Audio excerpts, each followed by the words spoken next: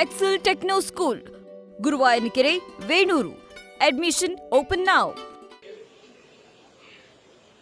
ಗೋವಿಂದರಾವ್ ವರದಿಯನ್ನ ಸರ್ಕಾರ ತಗೊಂಡಿದ್ದಾರೆ, ರಿಸೀವ್ ಮಾಡಿದ್ದಾರೆ.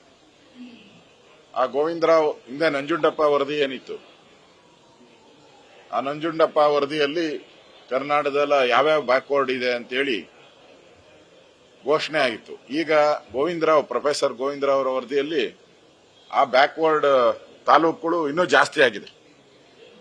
ಸೊ ಅವ್ರು ರೆಕಮೆಂಡೇಶನ್ ಮಾಡಿದ್ದಾರೆ.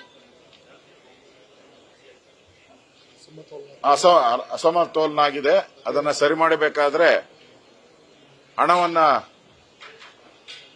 ಆ ಜಿಲ್ಲೆಗಳಿಗೆ ಹೆಚ್ಚು ಅನುದಾನವನ್ನ ಕೊಡಬೇಕು ಅಂತ ಹೇಳಿದ್ದಾರೆ. ನಾನು ಕೂಡ ಪತ್ರ ಬರೀತಾ ಇದ್ದೀನಿ. ಹೆಂಗೋ ಬಜೆಟ್ ಬಜೆಟ್ ಮಾಡ್ತಾ ಇದ್ದೀರಲ್ಲ, ಅದರಿಂದ ನೀವು 15,000 ಕೋಟಿ ಅದರಲ್ಲಿರೋದು 15,000 ಕೋಟಿ ಈ ಬಜೆಟ್ ಅಲ್ಲಿ ಇಡಬೇಕು. ಮುಂದಿನ ಬಜೆಟ್ ಅಲ್ಲಿ 15, ಈ ತರ 45,000 ಕೋಟಿ ಕೊಡಬೇಕು ಅಂತ ವರದಿಯಲ್ಲೇ ಹೇಳಿದೆ. ಪ್ರೊಫೆಸರ್ ಗೋವಿಂದರಾವ್ ವರದಿಯಲ್ಲೇ ಹೇಳಿದ್ದಾರೆ. ಅದರಿಂದ ನಾನು ಆಗ್ರಹ ಮಾಡ್ತಾ ಇದ್ದೀನಿ, ಮೊಸಳೆ ಕಣ್ಣೀರು ಸುರಿಸಬೇಡಿ. ನೀವು ಮೊಸಳೆ ಕಣ್ಣೀರು ಸುರಿಸೋದ್ರಿಂದ ಏನು ಉಪಯೋಗ ಇಲ್ಲ. ಅದರಿಂದ ನೀವು ಈ ಬಜೆಟ್ ಅಲ್ಲಿ ವರದಿ ಬಂದಿರೋ ಪ್ರಕಾರ 45,000 ಕೋಟಿ 3 ವರ್ಷದಲ್ಲಿ ಕೊಡಬೇಕು ಅಂತ ಹೇಳಿದರೆ, ಈ ವರ್ಷ 15,000 ಕೋಟಿಯನ್ನ ನೀವು ಮೀಸಲಿಡಬೇಕು. ಇಲ್ಲ ಅಂತ ಹೇಳಿದ್ರೆ ನೀವು ಉತ್ತರ ಕರ್ನಾಟಕದ ವಿರೋಧಿಗಳು ಅಂತೇಳಿ ರಾಜ್ಯದ ಜನ ತೀರ್ಮಾನವನ್ನ ಮಾಡ್ತಾರೆ. ಎಲ್ಲ ಕಡೆ ಇಡೀ ರಾಮನಗರದಲ್ಲೂ ಇದೆ ಎಲ್ಲ.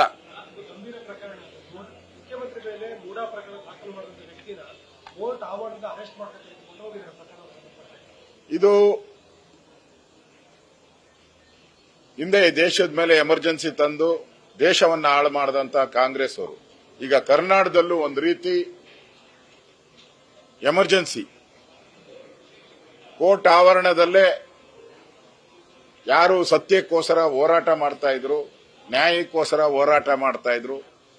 ನಾವು ಬಿಜೆಪಿ ಕೂಡ ಬೆಂಗಳೂರಿಂದ ಮೈಸೂರವರೆಗೂ ಪಾದಯಾತ್ರೆಯನ್ನ ನಾವು ಮಾಡಿದ್ರಿ. ಅದಾದ್ಮೇಲೆ ಸಾವಿರಾರು ಕೋಟಿ ಬೆಲೆ ಬಾಳ್ತಕ್ಕಂಥ 14 ಸೈಟ್ಗಳನ್ನು ಕೂಡ ವಾಪಸ್ ಸರ್ಕಾರಕ್ಕೆ ಬಂದಿದೆ. ಇಡಿಯವರು ಕೂಡ ಸುಮಾರು 300 ಕೋಟಿಗೂ ಹೆಚ್ಚು ಹಣವನ್ನ ಸೀಸ್ ಮಾಡಿದ್ದಾರೆ. ಸಾವಿರಾರು ಸೈಟ್ಗಳನ್ನು ಸೀಸ್ ಮಾಡ್ತಾ ಇದ್ದಾರೆ. ಈಗ ಅಂದ್ರೆ ಸರ್ಕಾರದ ಬೊಕ್ಕಸಕ್ಕೆ ಸಾವಿರಾರು ಕೋಟಿ ರೂಪಾಯಿ ವಾಪಸ್ ಬಂದಿದೆ.